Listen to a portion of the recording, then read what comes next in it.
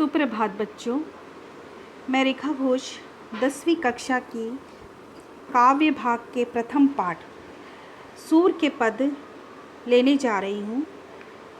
अब हम थोड़ा सा सूरदास जी के बारे में जान लेते हैं। सूरदास का जन्म सन 1478 में माना जाता है। पहली मान्यता के अनुसार उनका जन्म मथुरा में हुआ, दूसरी मान्यता के अनुसार उनका जन्म दिल्ली में हुआ। कवि महाप्रभु वल्लभाचार्य के शिष्य रहे और सूरदास जी अष्टछाप के कवियों में सर्वाधिक प्रसिद्ध रहे। वे मथुरा और वृंदावन के बीच गौ घाट में रहते थे और श्रीनाथ जी के मंदिर में भजन कीर्तन करते थे। सन 1583 में पारसौली में उनका निधन हो गया। अब उनके 3 प्रसिद्ध ग्रंथ हैं, सूरसागर, साहित्य लहरी और सारावली।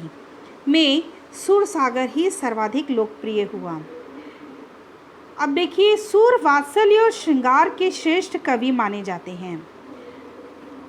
कृष्ण और गोपियों का प्रेम सहज मानवीय प्रेम की प्रतिष्ठा करता है और सूर ने मानव प्रेम की गौरव गाथा के माध्यम से मानव मनुष्य को हीनता बोध से मुक्त किया, उनमें जीने की ललक पैदा की। इनकी कविताओं में ब्रजभाषा का प्रयोग हुआ है और वह आ रही लोकगीतों की परंपरा की ही श्रेष्ठ कड़ी है। जैसे कि सूरसागर भ्रमर गीत में से 4 पद लिए गए हैं। कृष्ण ने मथुरा जाने के बाद स्वयं न लौटकर उद्धव के जरिए गोपियों के पास संदेश भेजा था। उद्धव ने निर्गुण ब्रह्म एवं योग का उपदेश देकर गोपियों की विरह वेदना को शांत करने का प्रयास किया। गोपियां ज्ञान मार्ग के बजाय प्रेम मार्ग को पसंद करती थीं।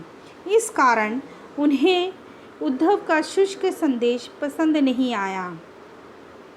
अब पहले पद में देख लीजिए कि गोपियाँ जो उद्धव कहती हैं उन्हें व्यंग्य के माध्यम से बहुत कुछ कहती हैं।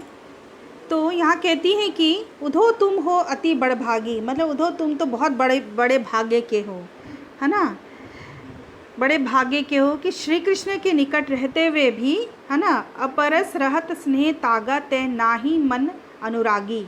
मतलब कि श्री कृष्ण तुम श्री कृष्ण के निकट रहते हुए भी प्रेम बंधन में ना बंध सके, तुम कैसे भाग्यशाली हो।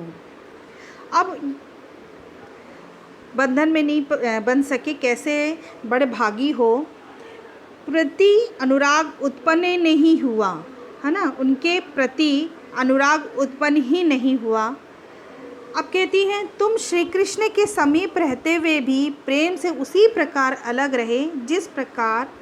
अब उदाहरणों के माध्यम से समझाती हैं कि पुर इनी पात रहत जल भीतर तारस देह ना त्याग दागी।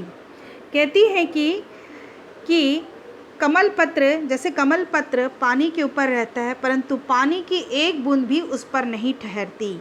वैसे ही दूसरे उदाहरण में कहती हैं कि जो जल माह तेल की गागरी बूंद ना ताको लागी।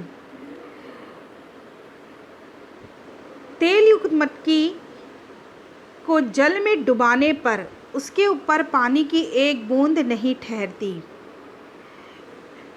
उसी प्रकार तुम भी कृष्ण के अति निकट रहते हुए भी प्रेम से सदा दूर रहे। फिर अगला लाइन है, पंक्ति है, प्रीति नदी में पाँव ना बरयो दृष्टि ना रूप परागी। मतलब तुमने प्रेम नदी में आज तक अपना पैर डुबोया ही नहीं जो प्रेम के महत्व को जानते। तुम किसी के सौंदर्य में पर मुग्ध ही नहीं हुए, तुम्हारी दृष्टि कृष्ण पर पड़ी ही नहीं। अब अगली पंक्ति है, सूरदास अबला हम भोरी गुर चाटी जो पागी। हम कहती हैं कि हम एक ऐसी ही भोली अबला नारी हैं जो श्री कृष्ण के सौंदर्य में वैसे ही उलझ गई जैसी चींटियां गुड़ के प्रति प्रेम से आसक्त होकर ऐसी चिपट जाती है कि फिर अलग होना ही नहीं चाहती।